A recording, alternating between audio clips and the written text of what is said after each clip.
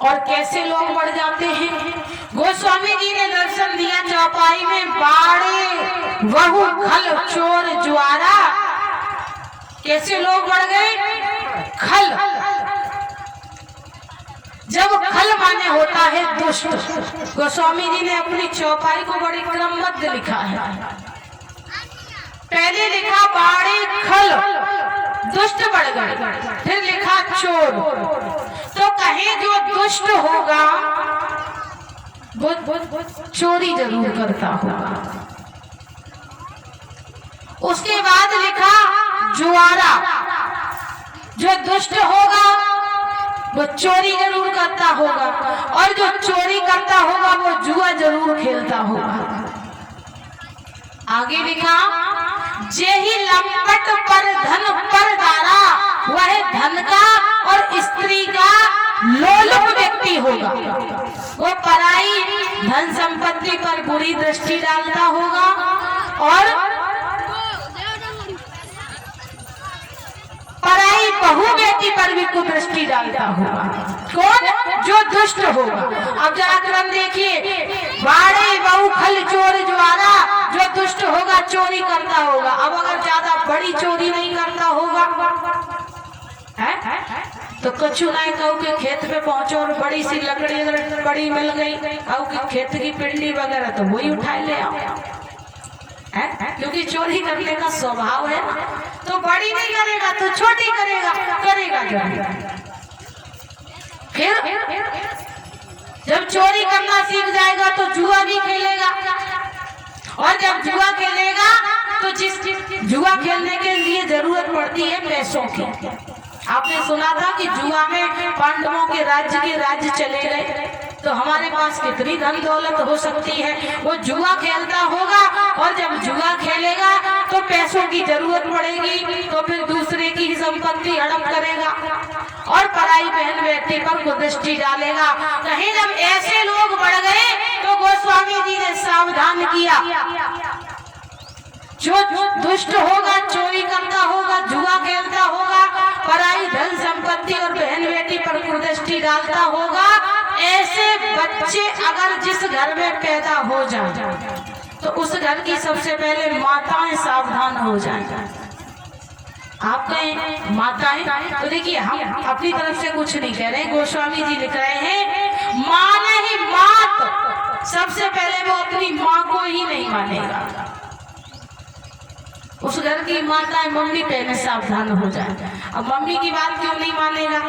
कहे कहूँ ना कहूँ तो मम्मी जिम्मेदार है। हम माता मैंने बुराई ना मानी, हम सही बात कहते हैं। ज्यादा तो हमें गाली दे दी तो दे दी, सही बात।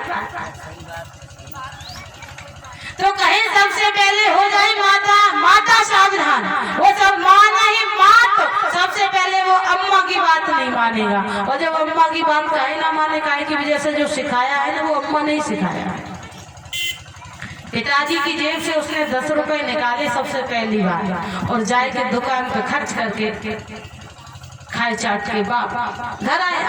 पिताजी ने जेब देखी, बोले 10 रुपए जेब में पड़े थे, वो कहाँ है? बुलाओ पिंटू को। अब पिंटू को बुलाया, पिंटू आया, तुमने निकाले 10 रुपए? पहले तो उसने मना किया, सच बताओ। चुप हो गया। पिताजी ने डंडा उठाया, थप्पड़ मारा, माता जी पीछे से आगे, रुक जाओ 10-20 लाख थोड़ा नहीं खर्च कर आओ, 10 रुपया तो खर्च करके आओ। ट्रेन का को तुम भला रहे हो, और तुम 100 रुपया 200 रुपया शराब पिया, जुआ खेले, 100 दे दिया बढ़ावा। अरे वो करके आते थे, करके आने दो, तुम बच्चे को देखो। माँ ने रोक लिया, उसे बढ़ावा मिल गया। आज 10 निकाले, कल 100 निकालेगा। और जब आपने बढ़ावा दिया, ध्यान रखना, जो अपने बच्चों को गलत रास्ते पर ले जाता है या उसमें सहयोग करता है, तो उसके घर के सबसे पहले माँ बाप ही दुखी होते हैं। तो कहीं जब वो बड़ा हुआ, अब चोरी करने लगा, शिकायतें आई। अब अम्मा बोली, लला बहुत गलत बात है, तुम जो क्या करने लगे? और लला बोले अम्मा तुम दुनिया में ही सुनी बनाओ और चुप बैठी रहो करो ज्यादा तुम बहुत जवान लगी हो कहो तुम हम बता रहे यहाँ चुप रहो। अब अम्मा बेचारी चुप तो माना है माँ पहला नंबर माँ की बात नहीं माने।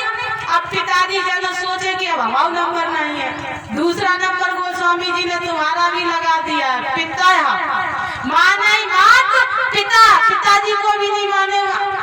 जब और ज्यादा जुआ शराब खेलने फिरने लगा या कुछ बुरा करने लगा तो शिकायतें पिताजी के पास में आई।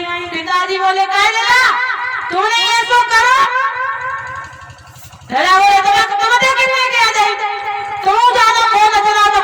लाठी बता दी हमने तुम्हें। अब लाठी के आगे अच्छे अच्छे भूत मारे।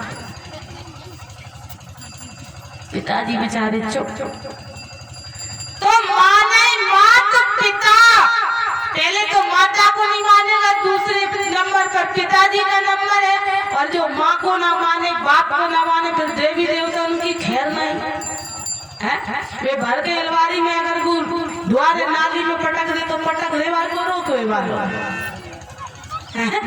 माने मात पिता नहीं देगा, ना तो माँ को मानेगा ना पिता को मानेगा ना देवी देवताओं को मानेगा।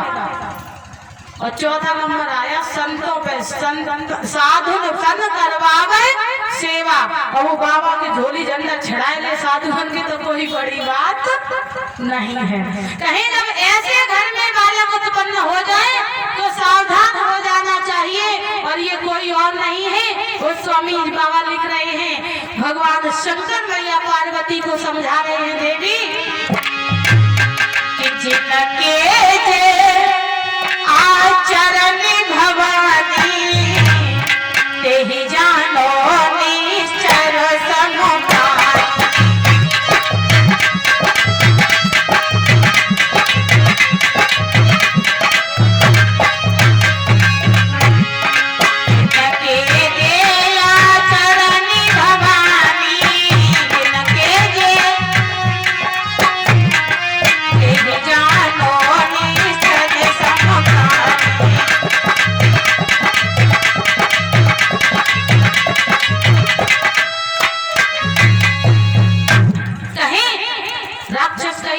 बाहर से बन करके नहीं आते हैं, जिनके जे आचरण भवानी और ते ही जानो निश्चर सम।